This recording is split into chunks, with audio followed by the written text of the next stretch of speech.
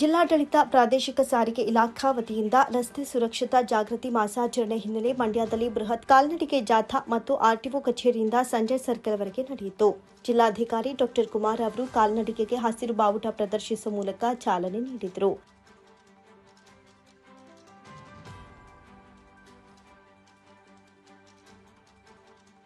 ನಂತರ ಮಾತನಾಡಿದ ಅವರು, ಜೀವ ಎನ್ನುವುದು ಬಹಳ ಅತ್ಯಮೂಲ್ಯವಾದದ್ದು. ನಮ್ಮ ಹಾಗೂ ಎದುರು ಸಂಚರಿಸುವವರ ಜೀವವನ್ನು ರಕ್ಷಿಸುವುದು ನಮ್ಮೆಲ್ಲರ ಹೊಣೆಯಾಗಿರುತ್ತೆ. ರಸ್ತೆಯಲ್ಲಿ ಸಂಚರಿಸುವ ಪ್ರತಿಯೊಬ್ಬ ವ್ಯಕ್ತಿಯೂ ಸಂಚಾರದ ನಿಯಮವನ್ನು ತಿಳಿದುಕೊಂಡು ಸುರಕ್ಷಿತವಾಗಿರಬೇಕು ಅನ್ನೋದು ಈ ಕಾಲ್ನಡಿಗೆಯ ಪ್ರಮುಖ ಉದ್ದೇಶವಾಗಿದೆ ಎಂದರು. ಜನರಿಗೆ ಹೆಚ್ಚು ಅರಿವು ಮೂಡಿಸುವಂತಹ ಕೆಲಸ ಕಾರ್ಯಗಳನ್ನು ಮಾಡುವ ನಿಟ್ಟಿನಲ್ಲಿ ಕಾರ್ಯಕ್ರಮವನ್ನು ಹಮ್ಮಿಕೊಳ್ಳಲಾಗಿದೆ. ಇದರ ಉದ್ದೇಶ ಇಷ್ಟೇ. ಜೀವ ಅನ್ನುವಂಥದ್ದು, ಪ್ರತಿಯೊಬ್ಬರ ಜೀವ ಅನ್ನುವಂಥದ್ದು ಭಾಳ ಅಮೂಲ್ಯವಾಗಿರ್ತಕ್ಕಂಥದ್ದು. ಹಾಗಾಗಿ ಈ ಜೀವವನ್ನು ನಾವು ರಕ್ಷಣೆ ಮಾಡಿಕೊಳ್ಳೋದು ಕೂಡ ನಮ್ಮ ಕೈಲೇ ಇರುತ್ತೆ. ಅಶಿಸ್ತಿನಿಂದ ಅಥವಾ ಏನು ಯಾವುದೇ ಒಂದು ನಿಯಮಗಳನ್ನು ಪಾಲಿಸದೆ ಮದ್ಯಪಾನವನ್ನು ಮಾಡ್ಬೋದು ಅಥವಾ ನಿಯಮಗಳನ್ನು ಉಲ್ಲಂಘನೆ ಮಾಡ್ಬೋದು. ಇವುಗಳ ಮೂಲಕ ರಸ್ತೆ ಅಪಘಾತಗಳನ್ನು ತಡೆಗಟ್ಟುವಂಥದ್ದು ಇದು ಉದ್ದೇಶ. ಎಸ್ಪಿ ಮಲ್ಲಿಕಾರ್ಜುನ ಬಾಲದಂಡಿ ಮಾತನಾಡಿ, ಇತ್ತೀಚಿನ ದಿನಗಳಲ್ಲಿ ಚಾಲಕರು ರಸ್ತೆಯಲ್ಲಿ ಸಂಚರಿಸುವಾಗ ನಿಯಮಗಳನ್ನು ಉಲ್ಲಂಘನೆ ಮಾಡ್ತಾ ಇರೋದು ಕಂಡುಬಂದಿದೆ. ಅಡ್ಡಾದಿಡ್ಡಿಯಾಗಿ ನಿರ್ಲಕ್ಷ್ಯತನದಿಂದ ವಾಹನ ಚಲಿಸುವುದರಿಂದ ನಿಮ್ಮ ಪ್ರಾಣದ ಜೊತೆಗೆ ಮತ್ತೊಬ್ಬರ ಪ್ರಾಣಕ್ಕೂ ಹಾನಿಯುಂಟಾಗುತ್ತೆ. ಸಂಚಾರದ ನಿಯಮದ ಬಗ್ಗೆ ಅರಿವು ಮೂಡಿಸಿಕೊಳ್ಳಿ ಎಂದು ಚಾಲಕರಿಗೆ ಕಿವಿಮಾತು ಹೇಳಿದರು. ಈ ಜಾಥಾದ ಮುಖ್ಯ ಉದ್ದೇಶ ಅಂತಂದರೆ ಜನರಲ್ಲಿ ಒಂದು ರಸ್ತೆ ಮೇಲಿನ ಶಿಸ್ತು, ಸುಗಮ ಸಂಚಾರಕ್ಕೆ ಅಡಿ ಮಾಡಿಕೊಡುವ ಒಂದು ದೃಷ್ಟಿಯಿಂದ ಜನರಲ್ಲಿ ಒಂದು ಅವೇರ್ನೆಸ್ ಬರಬೇಕು. ಜನ ರಸ್ತೆ ಮೇಲೆ ಹೋಗುವಾಗ ಸುರಕ್ಷಿತವಾಗಿ ತಮ್ಮ ಪ್ರಯಾಣವನ್ನು ಮಾಡಬೇಕು ಮತ್ತು ಸುರಕ್ಷಿತವಾಗಿ ತಮ್ಮ ಮನೆಗೆ ಮರಳಬೇಕು ಅನ್ನೋ ಒಂದು ದೃಷ್ಟಿಯಿಂದ ಈ ಒಂದು ಕಾರ್ಯಕ್ರಮ ಮಾಡ್ತಾಯಿದ್ದಾರೆ. ಮುಖ್ಯವಾಗಿ ನಾವೆಲ್ಲ ನೋಡ್ತೀವಿ, ಪ್ರತಿದಿನ ಪ್ರತಿಯೊಂದು ರಸ್ತೆಯಲ್ಲಿ ಸಹಿತ ಸಾಕಷ್ಟು ಸಂಚಾರ ನಿಯಮಗಳನ್ನು ಉಲ್ಲಂಘನೆ ಮಾಡ್ತಾಯಿದ್ದಾರೆ. ಡ್ರೈವರ್ಸ್ಗಳು, ಎಸ್ಪೆಷಲಿ ಡ್ರೈವರ್ಸ್ಗಳು ಅಡ್ಡಾದಿಡ್ಡಿಯಾಗಿ ವಾಹನ ಚಲಾವಣೆ ಮಾಡುವುದಿರ್ಬೋದು ಅಥವಾ ನಿರ್ಲಕ್ಷ್ಯತೆಯಿಂದ ಓಡಿಸೋದಿರ್ಬೋದು ಅಥವಾ ಭಾಳಷ್ಟು ಅಪಘಾತಕ್ಕೆ ಕಾರಣ ಇತ್ತೀಚಿನ ದಿನಗಳಲ್ಲಿ ಒಳ್ಳೊಳ್ಳೆ ರಸ್ತೆ ಆಗಿದ್ದರಿಂದ ಭಾಳಷ್ಟು ಚಾಲಕರು ವೇಗವಾಗಿ ಹೋಗುವ ಒಂದು ದೃಷ್ಟಿಯಿಂದ ಹೋಗ್ತಾ ಇರುವಾಗ ಸಾಕಷ್ಟು ಅಪಘಾತಗಳು ಆಗ್ತಾ ಇದ್ದಾವೆ. ಹೀಗಾಗಿ ಸರಿಯಾದ ಒಂದು ಸಂಚಾರ ನಿಯಮಗಳು ಅವರಿಗೆ ಗೊತ್ತಿದ್ದರೆ ಯಾವ ರಸ್ತೆಯಲ್ಲಿ ಎಷ್ಟು ಮಿತಿಯಲ್ಲಿ ಓಡಿಸಬೇಕು ಮತ್ತು ಎಲ್ಲಿ ರೋಡ್ ಹಂಪ್ಸ್ ಇದೆ, ಎಲ್ಲಿ ತಿರುವು ಇದೆ, ಹೀಗೆ ಅನೇಕ ರೂಲ್ಸ್ಗಳು ತಮಗೆ ಗೊತ್ತಿದ್ದರೆ ಮಾತ್ರ ಸುರಕ್ಷಿತವಾಗಿ ಚಾಲನೆ ಮಾಡಲಿಕ್ಕೆ ಸಾಧ್ಯ ಆಗ್ತದೆ. ಕಾಲ್ನಡಿಗೆಯು ನಗರದ ಪ್ರಾದೇಶಿಕ ಸಾರಿಗೆ ಇಲಾಖೆ ಕಚೇರಿಯಿಂದ ಪ್ರಾರಂಭವಾಗಿ ಜಾಗೃತಿ ಘೋಷಣೆ ಕೂಗುತ್ತಾ ಜಿಲ್ಲಾಧಿಕಾರಿಗಳ ಕಚೇರಿ, ಪೊಲೀಸ್ ವರಿಷ್ಠಾಧಿಕಾರಿಗಳ ಕಚೇರಿ, ಎಂಸಿ ರಸ್ತೆ ಮೂಲಕ ನಗರದ ಸಂಧ್ಯಾ ವೃತ್ತದಲ್ಲಿ ಮಾನವ ಸರಪಳಿಯನ್ನು ರಚಿಸಿ ನಂತರ ಆರ್ಪಿ ರಸ್ತೆ, ನೂರಡಿ ರಸ್ತೆ ಮೂಲಕ ಪ್ರಾದೇಶಿಕ ಸಾರಿಗೆ ಇಲಾಖೆಗೆ ತಲುಪಿತು.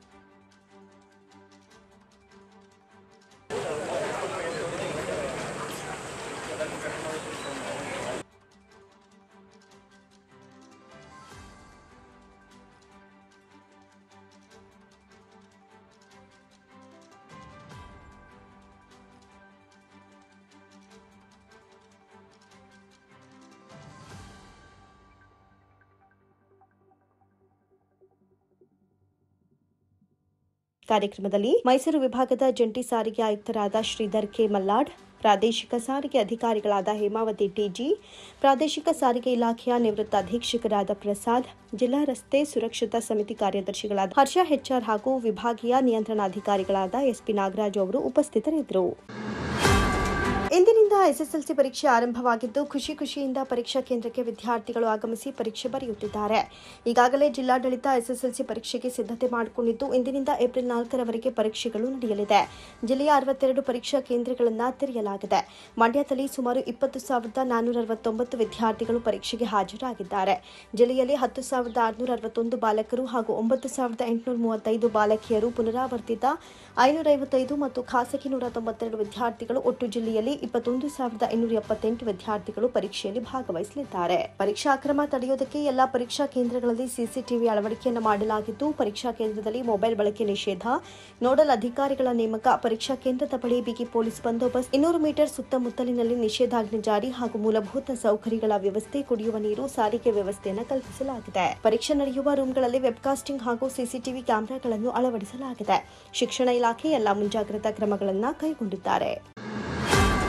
ಅಂತಾರಾಷ್ಟ್ರೀಯ ಲಯನ್ಸ್ ಸಂಸ್ಥೆಯ ಮಂಡ್ಯ ಸಾಹಿತ್ಯ ಲಯನ್ಸ್ ಸಂಸ್ಥೆ ಮತ್ತು ಶ್ರೀ ವರಸಿದ್ಧಿ ವಿನಾಯಕ ಶ್ರೀಕಂಠೇಶ್ವರ ಹಿತೈಷಿ ಮಹಿಳಾ ಟ್ರಸ್ಟ್ ಇವರ ಸಹಯೋಗದಲ್ಲಿ ಉಚಿತ ಆರೋಗ್ಯ ತಪಾಸಣಾ ಅಭಿಯಾನವನ್ನು ನಗರದ ಕಲ್ಲಹಳ್ಳಿಯ ವಿವಿ ನಗರದ ಶ್ರೀ ವರಸಿದ್ಧಿ ವಿನಾಯಕ ಶ್ರೀಕಂಠೇಶ್ವರ ದೇವಾಲಯದ ಆವರಣದಲ್ಲಿ ಏರ್ಪಡಿಸಲಾಗಿತ್ತು. ಶಿಬಿರಕ್ಕೆ ಮಿಮ್ಸ್ ಕಮ್ಯುನಿಟಿ ಮೆಡಿಸಿನ್ ಸಹ ಪ್ರಾಧ್ಯಾಪಕಿ ಡಾಕ್ಟರ್ ಜಾಹ್ನವಿ ರಾಜಗೋಪಾಲ್ ಉದ್ಘಾಟಿಸಿದರು.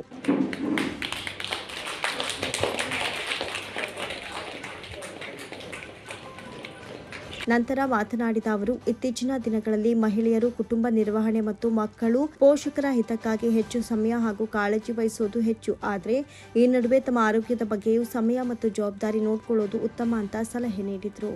ಯಾಕೆಂದ್ರೆ ಸಾಯಂಕಾಲ ನೀವೆಲ್ಲ ಇವಾಗ ಆರಾಮಾಗಿ ಕುತ್ಕೊಂಡು ಒಂದು ಸಣ್ಣ ನಿದ್ದೆ ಮಾಡಿ ಬಂದು ಇಲ್ಲಿ ವಾಕಿಂಗ್ ಹೋಗೋ ಸಮಯದಲ್ಲಿ ನಿಮ್ಮ ಹೆಲ್ತ್ ಚೆಕಪ್ ಅಂತ ಮಾಡಿಸ್ಕೊಳಕ್ಕೆ ಬಂದಿದ್ದೀರಾ. ನಾನು ಈ ಕ್ಷಣದಲ್ಲಿ ಏನು ಹೇಳಬೇಕು ಅಂತ ಹೇಳಕ್ಕೆ ಇಷ್ಟಪಡ್ತೀನಿ. ಹೆಲ್ತ್ ಕ್ಯಾಂಪ್ ನಿಮ್ಮ ಮನೆ ಹತ್ತಿರನೇ ಬಂದಿದೆ ಇವತ್ತು, ಕರೆಕ್ಟ್ ಅಲ್ವಾ? ನಾವು ಯಾವಾಗಲೂ ನಮ್ಮ ಕುಟುಂಬದ ಎಲ್ಲರ ಬಗ್ಗೆನೂ ನಾವು ಯೋಚಿಸ್ತಾ ಇರ್ತೀರಿ, ಹೆಲ್ತ್ ಬಗ್ಗೆ ಯೋಚಿಸ್ತಾ ಇರ್ತೀರಿ.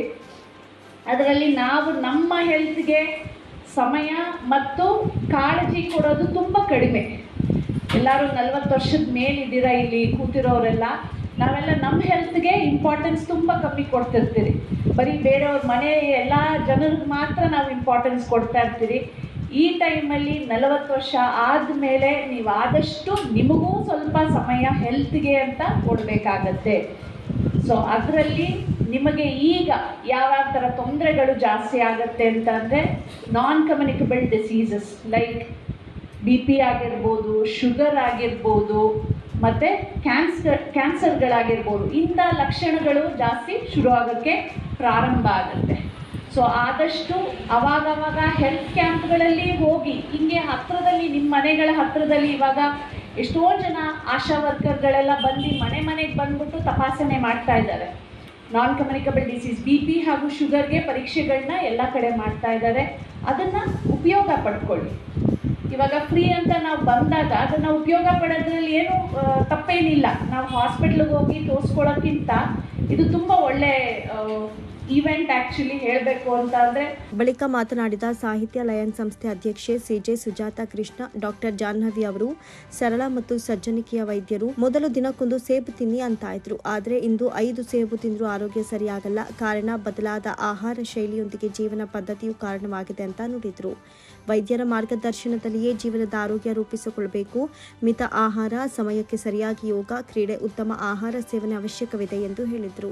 ಆರೋಗ್ಯವನ್ನು ನಾವು ಕಾಪಾಡ್ಕೋಬೇಕು ಅಂತ ಡಾಕ್ಟರ್ ಹೇಳಿದ್ದು ಸರಿ. ಯಾವ ರೀತಿ ಕಾಪಾಡ್ಕೋಬೇಕು? ನಾವು ಮೊದಲೇ ಹೇಳ್ತಾ ಇದ್ರು, ದಿನಕ್ಕೊಂದು ಸೇಬು ತಿಂದ್ಬಿಟ್ಟು ವೈದ್ಯರಿಂದ ದೂರ ಹಿಡಿತಿದ್ರು. ದಿನಕ್ಕೊಂದಲ್ಲ 3 ಸೇಬು ತಿಂದರೂ ತಾನೇ ನಾವು ವೈದ್ಯರಿಂದ ದೂರ ಇರೋಕ್ಕಾಗುತ್ತಾ? ಇವತ್ತು ಯೋಚನೆ ಮಾಡಿ. ಇವತ್ತಿನ ಆಹಾರ ಪದ್ಧತಿ ಚೆನ್ನಾಗಿಲ್ಲ, ನಮ್ಮ ಸಿಸ್ಟಮ್ಯಾಟಿಕ್ಕು ಸರಿ ಇಲ್ಲ. ಬೆಳಗ್ಗೆ ಎದ್ದು ವ್ಯಾಯಾಮ ಮತ್ತು ಮಿತ ಆಹಾರ ಅಥವಾ ಸರಿಯಾದ ಆಹಾರ, ಜಂಕ್ ಫುಡ್ ಬಿಟ್ಟು ತಗೊಳ್ಳೋಂಥ ಕೆಲಸಗಳನ್ನ ನಾವು ಮಾಡ್ತಾ ಇಲ್ಲ. ಅದು ಮೊದಲೇ ನಮ್ಮದು ತಪ್ಪು. ನಾವು ಮೊದಲು ಆರೋಗ್ಯವನ್ನು ಚೆನ್ನಾಗಿ ಇಟ್ಕೊಂಡ್ರೆ ಆನಂತರ ವೈದ್ಯರು ಬೇಕೇ ಬೇಕು. ನಮಗೆ ವೈದ್ಯೋ ನಾರಾಯಣ ಹರಿ ಅಂತನ್ನೋಂಥದ್ದು ಇದೆ. ಹಾಗಾಗಿ ನಮಗೆ ವೈದ್ಯರು ಬೇಕೇ ಬೇಕು. ಯಾವಾಗ ನಮ್ಮ ಸಿಸ್ಟಮ್ನೆಲ್ಲ ಬಿಟ್ಟು ನಾವು ಕರೆಕ್ಟಾಗಿ ಇದ್ದೂ ಆರೋಗ್ಯ ಸರಿ ಇಲ್ಲ ಅಂತಂದಾಗ ವೈದ್ಯರಿಗೆ ಹೋಗಬೇಕು. ಅದು ಕರೆಕ್ಟು. ಅಲ್ಲಿವರೆಗೆ ನಾವು ಆರೋಗ್ಯ ಚೆನ್ನಾಗಿ ಇಟ್ಕೋಬೇಕು ಅಂತಂದರೆ ಮೊದಲನೇದು ಔಷಧಿ ಅಂತಂದರೆ ನಗು ಅಂತ ಹೇಳ್ತಾರೆ. ನಗ್ತಾ ನೋಡಿ ಗಿರಿರಲ್ಲ, ಹಿಂಗಿದ್ರೆ ಯಾವ ರೋಗನೂ ಹತ್ರ ಬರೋದಿಲ್ಲ. ಮತ್ತು ಸಂಜೆ ಆದರೆ ವಾಕಿಂಗು, ಬೆಳಗ್ಗೆ ಇದ್ದರೆ ವಾಕಿಂಗ್ ಅಂತ ವ್ಯಾಯಾಮ ಮಾಡಿದ್ರೆ ರೋಗ ಬರೋದಿಲ್ಲ. ಮತ್ತು ಇನ್ನೊಂದು ಔಷಧಿ ಅಂತಂದರೆ ಉತ್ತಮ ಸ್ನೇಹಿತರನ್ನ ಇಟ್ಕೊಂಡ್ರೆ ಅದು ದೊಡ್ಡ ಮೆಡಿಕಲ್ ಸ್ಟೋರ್ ಇದ್ದಾಗಂತೆ. ತುಂಬ ಎಲ್ಲ ಫ್ರೆಂಡ್ಸೇ ಇದ್ದೀರಿ, ಸೊ ನೀವೆಲ್ಲ ಮೆಡಿಕಲ್ ಸ್ಟೋರಲ್ಲೇ ಕೂತಿದ್ದೀರಿ ಅಂತ ಅಂದ್ಕೊಬಿಡೋದು. ಇವರೇ ನಿಮಗೆಲ್ಲ ಮೆಡಿಕಲ್ಸ್. ಹಾಗಾಗಿ ಈ ಆರೋಗ್ಯನ ನಾವು ನಮ್ಮಷ್ಟಕ್ಕೆ ನಾವು ಫಸ್ಟ್ ಚೆನ್ನಾಗಿ ಇಟ್ಕೊಂಡು ಆನಂತರ ವೈದ್ಯರನ್ನ ನಾವು ಭೇಟಿ ಮಾಡೋಣ. ನಂತರ ಮಾತನಾಡಿದ ಶ್ರೀ ವರಸಿದ್ಧಿ ವಿನಾಯಕ ಶ್ರೀಕಂಠೇಶ್ವರ ಹಿತೈಷಿ ಮಹಿಳಾ ಟ್ರಸ್ಟ್ ಅಧ್ಯಕ್ಷೆ ಜಯಶೀಲಮ್ಮ, ಮಹಿಳಾ ದಿನಾಚರಣೆ ಪ್ರಯುಕ್ತ ಮಹಿಳೆಯರಿಗೆ ಉಚಿತ ಆರೋಗ್ಯ ಅಭಿಯಾನ ಆಯೋಜಿಸಿದ್ದೇವೆ, ಸದುಪಯೋಗ ಪಡಿಸಿಕೊಳ್ಳಿ ಎಂದರು. ಇಂದಿನ ಆರೋಗ್ಯ ಶಿಬಿರದೊಂದಿಗೆ ನೇತ್ರದಾನ ನೋಂದಣಿ ಕಾರ್ಯಕ್ಕೆ ಮುಂದಾಗಿದ್ದೆವು. ಮೈಸೂರು, ಬೆಂಗಳೂರಿನಿಂದ ನೇತ್ರ ನೋಂದಣಿ ಕೇಂದ್ರ ಇರೋದ್ರಿಂದ ಸಾಧ್ಯವಾಗಿಲ್ಲ. ಮುಂದಿನ ದಿನಗಳಲ್ಲಿ ಆಯೋಜಿಸಿಕೊಳ್ಳೋಣ ಎಂದರು. ಅಂತಾರಾಷ್ಟ್ರೀಯ ಮಹಿಳಾ ದಿನಾಚರಣೆಯ ಅಂಗವಾಗಿ ನಮ್ಮ ಮಹಿಳಾ ಮಂಡಳಿಯಲ್ಲಿ ಒಂದು ಹೆಲ್ತ್ ಕ್ಯಾಂಪನ್ನು ಇಟ್ಕೋಬೇಕು ಅಂತ ಸುಜಾತಕ್ಕವ್ರು ನಮಗೆ ಕೇಳಿದಾಗ ಆಯಿತು ಮೇಡಮ್ ಮಾಡೋಣ, ಅದಕ್ಕೇನಂತ ಹೇಳಿದ್ವಿ. ಈಗ ಅದರಂತೆಯೇ ಇನ್ನೂ ನಮ್ಮದು ನೇತ್ರದಾನ ಶಿಬಿರ ಕೂಡ ಇತ್ತು. ಆದರೆ ನೇತ್ರದಾನಕ್ಕೆ ಮಂಡ್ಯದಲ್ಲಿ ಅವಶ್ಯ ಇಲ್ಲ ಅಂತ ಗೊತ್ತಾಯಿತು. ಡಾಕ್ಟ್ರು ಹೇಳಿದ್ರು. ಅದೇನಿದ್ರು ಮೈಸೂರಲ್ಲಿ ಮಾತ್ರ ಅದನ್ನು ನೋಂದಣಿ ಮಾಡ್ಕೋಬೇಕು. ಇಲ್ಲಿ ಮಂಡ್ಯದಲ್ಲಿ ಅದು ಸ್ಟೋರೇಜ್ ಇಲ್ಲ ಅಂತ ಹೇಳಿದ್ರು. ಹಂಗಾಗಿ ಅದೊಂದನ್ನು ಈಗ ಕಡಿಮೆ ಆಯಿತು. ನಮ್ಮಲ್ಲೆಲ್ಲ ಕೆಲವರು ನೇತ್ರದಾನ ಮಾಡೋಕ್ಕೆ ತುಂಬ ಇಷ್ಟಪಟ್ಟಿದ್ರು. ಅದನ್ನು ಇನ್ನೊಂದು ಸಾರಿ ಯಾವಾಗಲಾದರೂ ಇಡೋಣ. ಇವತ್ತು ನಮ್ಮ ಆರೋಗ್ಯ ಕಾಪಾಡ್ಕೊಳ್ಳೋಕ್ಕೆ ಅಂತ ಇದು ನಾವು ತರಾತುರಿನಲ್ಲಿ ಈ BP, ಶುಗರು, ನೇತ್ರದಾನ ಅಂತ ಇಟ್ಕೊಂಡ್ವಿ. ಶುಗರೆಲ್ಲ ಟೆಸ್ಟ್ ಮಾಡಿಸ್ಬೇಕು ಅಂದರೆ ಬೆಳಗ್ಗೆನೇ ಮಾಡಿಸ್ಬೇಕು. ಹಂಗಾಗಿ ಈ ಸಾರಿ ಇವತ್ತೇನು ಮಧ್ಯಾಹ್ನದಲ್ಲೂ ಮಾಡ್ಬೋದು ಅಂತ ಡಾಕ್ಟ್ರು ಹೇಳಿದ್ರು. ಅದಕ್ಕೋಸ್ಕರ ಇವತ್ತು BP, ಶುಗರ್ ಚೆಕ್ ಮಾಡ್ತಾ ಇದ್ದಾರೆ. ಇದೇ ಸಂದರ್ಭದಲ್ಲಿ ವೈದ್ಯರಾದ ಡಾಕ್ಟರ್ ಜಾಹ್ನವಿ, ಡಾಕ್ಟರ್ ವಿದ್ಯಾ, ಡಾಕ್ಟರ್ ಜಯಪ್ರಿಯಾ, ಡಾಕ್ಟರ್ ಸುಷ್ಮಿತಾ ಅವರು ಮಹಿಳೆಯರ BP, ಶುಗರ್ ಮತ್ತು ಆರೋಗ್ಯ ತಪಾಸಣೆ ನಡೆಸಿ ಆರೋಗ್ಯ ಮಾಹಿತಿ ಸಲಹೆ ನೀಡಿದರು.